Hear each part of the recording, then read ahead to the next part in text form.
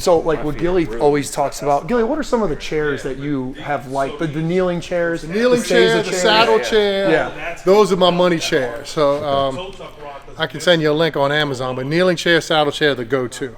Okay. Then there's one called, this is like a $1,200 one, but it's for little people.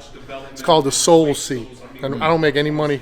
Okay. But if somebody's real small, they can jump in the Soul Seat, man, it's beautiful. Rugged, at the GOATAshop.com, we call them rugged SEIZA chairs. And it's just 4x4 sliced to 9 inches and a tilt right here. And you just, when you're down here working, you put a desk here, laptop here, and you just lean on it. Then if you can kick it out for 10 minutes, put it back in, because this is hard when you're sitting here 10 Your ankles and knees will be exposed. Yeah. So we want to gently, once again, we waterboard you with the knowledge, but we spoon feed you with the nervous system accepting that knowledge. Okay. So when you go into that resting world, the biggest thing you could do wrong is slam yourself into these positions that you haven't created space for and sit there for a long time. That's where the SEIZA chair comes in. That's where the sitting desk comes in.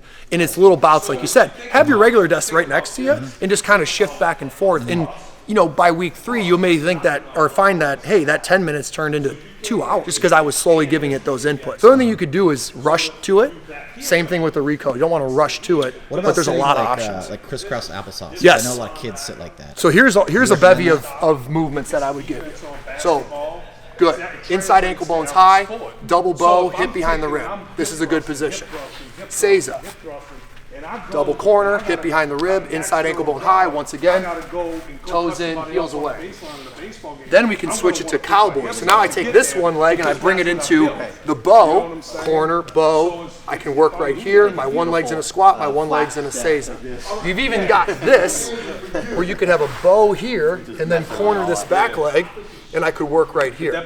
So you have a ton of options, and the next shape is the best shape. Another one here, toe tuck, samurai pose. So the samurai used to meditate in this position. You can work right here and get free foot mobility. So if you're cycling through those 5 or 6 options, you're never letting one of them get too stale. You're never letting yourself kind of overkill one of them, and you just go to the next position. You know, you go for the SEIZA chair a little bit, then you go to the crisscross. You can only, I'll tell some people to just stay within crisscross and SEIZA to start. When SEIZA starts to bother you, go to crisscross because they complement each other. This one's more of the corner, this one's more of the bow.